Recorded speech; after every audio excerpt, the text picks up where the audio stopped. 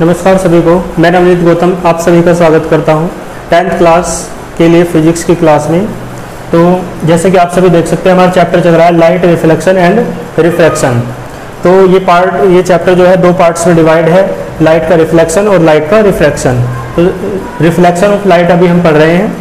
आइए, इसमें मैंने आपको कल लॉ कराया था, इसके लॉज में एक लॉ करा दिया था मैंने आपको, और वो लॉज किसके हैं? इमेज फॉर्मेशन, यानी इमेज किस प्रकार से बनती है, किसके द्वारा? स्फेरिकल मिरर के द्वारा। वे लॉज हमें करने हैं, ठीक है, वे नियम हमें करने हैं, समझने हैं। तो एक नियम मैंने आपको करा दिया था फर्स्ट, और पार्ट वाइज कराए थे। कॉनकेव के लिए ए पार्ट माना था और कॉन्वेक्स के लिए बी पार्ट माना था। क्लियर है? तो देखो, इसका सेकंड लॉ हम बात करेंगे। फर्स्ट लॉ कैसा था आपको पता है। देखो सेकंड लॉ क्या है, पहले एक कॉनकेव मिरर ड्रॉ कर लेते हैं, और बात किसके लिए करें? कॉनकेव मिरर के लिए। तो इसे क्या मानेंगे?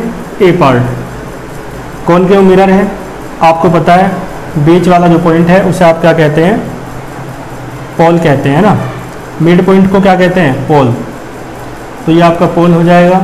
और मान लो ये सेंटर ऑफ कर्वेचर है, और पोल और सेंटर ऑफ कर्वेचर के बीच में एक पॉइंट होता है जिसे आप क्या कहते हैं? प्रिंसिपल फोकस कहते हैं, ठीक है।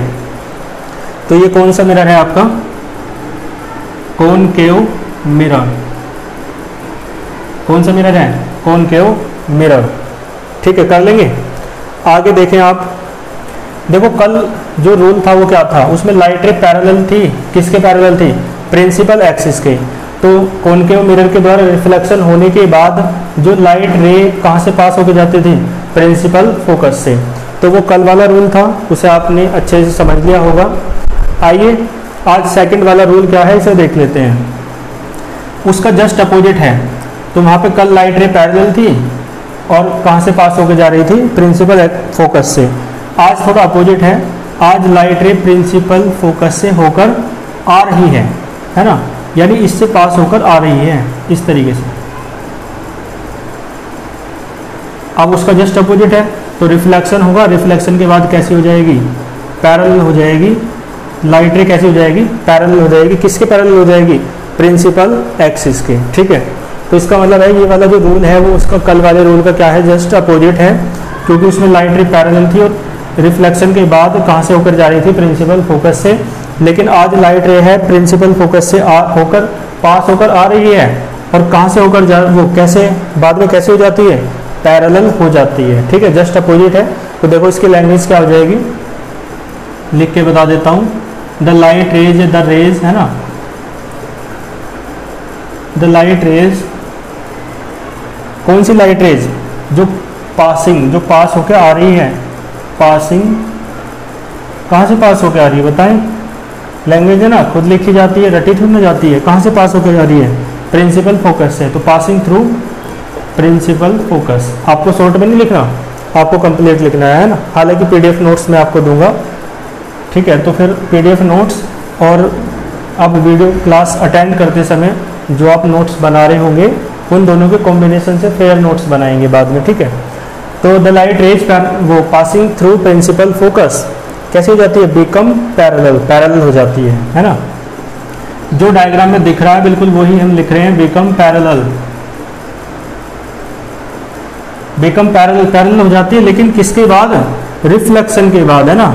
आफ्टर द रिफ्लेक्शन, रिफ्लेक्शन के पहले पैरेलल नहीं होती, तो after the reflection.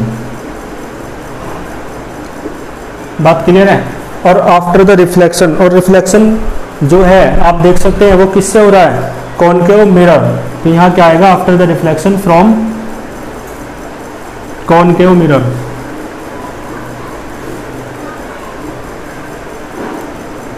After the reflection from concave mirror. बात क्लियर है?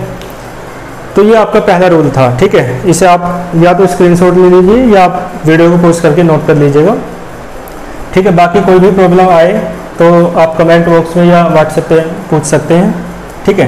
तो इसके बी पार्ट की ओर चलते हैं, जो किसके लिए बात होगी? कॉन्वेक्स मिरर के लिए। डायग्राम आपको ये समझ में आ गया होगा। देखो बी पार्ट के लिए किसके लिए बात करेंगे? कॉन्वेक्स मिरर के लिए। तो कॉन्वेक्स मिरर आप सभी जानते हैं इस तरीके से बनता है, ठीक है। और कॉन्वेक्स का अर्थ होता है उभरा हुआ। तो यानी इसका जो सरफेस है वो कैसा है? उभरा हुआ है। Reflecting surface. तो बीच वाला जो पॉइंट होता है उसे पोल कहा जाता है। और इधर आप सभी जानते हैं सेंटर ऑफ कर्वेचर होता है, बीच में जो पॉइंट होता है उसे क्या कहा जाता है, प्रिंसिपल फोकस। और देखो उसमें और इसमें क्या अंतर है, यहाँ पे लिख देते हैं कॉन्वेक्स मिरर, ठीक है। वो कॉनकेव मिरर के लिए फर्स्ट सेकंड का ए पार्ट था, तो ये कौन सा हो जाएगा, कॉन्वेक्स के लिए सेकंड का बी पार्ट। क्लियर है। इसके बाद देखो उसमें क्या करना था हमें, वहाँ पे लाइट, देखो लाइट रे जो है कहाँ से पास होकर आ रही थी, प्रिंसिपल फोकस से, लेकिन यहाँ पर वास्तव में पास होकर नहीं आएगी बल्कि उसकी ओर जाती हुई अपीयर होगी। तो देखो इस तरीके से उसकी ओर जाती हुई महसूस होगी ये लाइट रे। तो पहले डायग्राम बनाने के लिए आप किसी पॉइंट से इस पॉइंट को मिलाओ, डायग्राम तभी बन पाएगा, नहीं तो लाइन इस तरीके से, फिर इस लाइन को आगे बढ़ा दो। तो ये देखो ये जो लाइट रे है जा रही है किसकी तरफ, मतलब जाती हुई महसूस हो रही है किसकी तरफ, प्रिंसिपल फोकस की तरफ। और अब रिफ्लेक्शन हो जाएगा कॉन्वेक्स मिरर से, और रिफ्लेक्शन के बाद क्या हो जाता है, लाइट रे पैरेलल हो जाती है, ठीक है। तो लाइट रे कैसी हो जाएगी, पैरेलल, इस तरीके से। क्लियर है। तो यानी उसमें क्या था, जो इससे पहले वाला ला था ए पार्ट, उसमें वास्तव में लाइट रे प्रिंसिपल फोकस से होकर आती है और रिफ्लेक्शन के बाद पैरेलल हो जाती है। लेकिन इसमें जो लाइट रे है वो किसकी ओर जा रही है, ऐसा महसूस हो रहा है कि किसकी ओर जा रही है, प्रिंसिपल फोकस की ओर। और फिर रिफ्लेक्शन होता है मिरर से, कॉन्वेक्स मिरर से, और फिर जो लाइट रे है पैरेलल हो जाती है। यानी सेकंड का ए पार्ट यानी और बी पार्ट, यानी कॉनकेव और कॉन्वेक्स के लिए जो रूल है उसमें एक बात कॉमन है कि रिफ्लेक्शन के बाद जो लाइट रे है वो कैसी हो जाती है, पैरेलल हो जाती है, ठीक है। तो देखो इसकी लैंग्वेज क्या हो जाएगी, द लाइट रेज पासिंग, नहीं आएगा यहाँ पे, पासिंग क्यों नहीं आएगा, क्योंकि लाइट रे पास होकर नहीं जा रही बल्कि ऐसा महसूस हो रहा है कि किसकी ओर जा रही है, प्रिंसिपल फोकस की ओर। तो यहाँ आएगा एपियर या एपियरिंग, है ना, एपियरिंग। और कैसा एपियर हो रहा है, जाती हुई, है ना, टू गो टू, मतलब लाइट रे जाती हुई महसूस हो रही है। और किसकी तरफ जाती हुई महसूस हो रही है, टू प्रिंसिपल फोकस या to the principal focus. Clear है। तो the light rays appearing to go to the principal focus, यानी वे लाइट रेज जो किसकी ओर जाती हुई महसूस हो रही है, प्रिंसिपल फोकस की, वो बाद में कैसी हो जाती हैं, बिकम पैरेलल, तो पैरेलल हो जाती है, ठीक है। और किसके बाद पैरेलल होती है, after the reflection from the con, यहाँ कॉनकेव के प्लेस पे क्या आ जाएगा, कॉन्वेक्स, यानी कॉन्वेक्स मिरर से रिफ्लेक्शन के बाद वे कैसे हो जाएंगी, पैरेलल हो जाएंगी, ठीक है। तो ये सेकंड लॉ था आपका, लॉज जो इमेज फॉर्मेशन के हम कर रहे हैं उसके अंतर्गत ये सेकंड लॉ है आपका, है ना। तो इसे आप देख लेंगे। बाकी नोट्स जो है पीडीएफ के फॉर्म में मैं ग्रुप में आपको प्रोवाइड करा दूंगा, ठीक है। इसके बाद नेक्स्ट क्लास में इसका थर्ड लॉ करेंगे। तब तक के लिए आप बहुत साथ साथ पढ़ते चलें बहुत अच्छे तरीके से। All the very best.